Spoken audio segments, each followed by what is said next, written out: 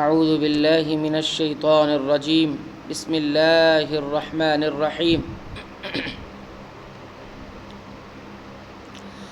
ولا يأمركم أن تتخذوا الملائكة والنبيين أربابا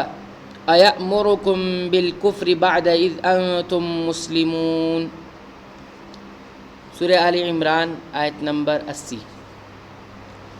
اور یہ نہیں ہو سکتا کہ یہ کفر ہے، تمہارے مسلمان ہو جانے کے بعد ایک نبی یہ کام بھلا کس طرح کر سکتا ہے، کیونکہ نبی کا کام تو ایمان کی دعوت۔ وَإِذْ أَخَذَ اللَّهُ مِيثَاقَ النَّبِيِّينَ لَمَا آتَيْتُكُم مِّن كِتَابٍ وَحِكْمَةٍ ثُمَّ جَاءَكُمْ فَاشْهَدُوا وَأَنَا مَعَكُم مِّنَ الشَّاهِدِينَ۔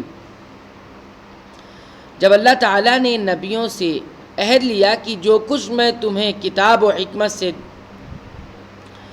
یعنی ہر نبی سے یہ وعدہ لیا گیا کہ اس کی زندگی اور دور نبوت میں اگر دوسرا نبی آئے گا تو اس پر ایمان لانا، اور بعض مفسرین نے اس کا یہی مفہوم مراد لیا ہے، یعنی حضرت محمد رسول اللہ صلی اللہ علیہ وسلم کی بابت تمام نبیوں سے عہد لیا گیا ہے کہ اگر تم مجھے چھوڑ کر ان کے پیچھے لگ جاؤ تو گمراہ ہو جاؤ گے۔ بہرحال اب قیامت تک واجب الاتباع صرف محمد صلی اللہ علیہ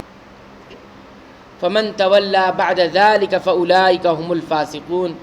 بس اس کے بعد بھی جو پلٹ جائیں وہ یقیناً پورے نافرمان ہیں۔ یہ اہل کتاب یعنی یہود و نصارہ اور دیگر اہل مذہب کو تنبیہ ہے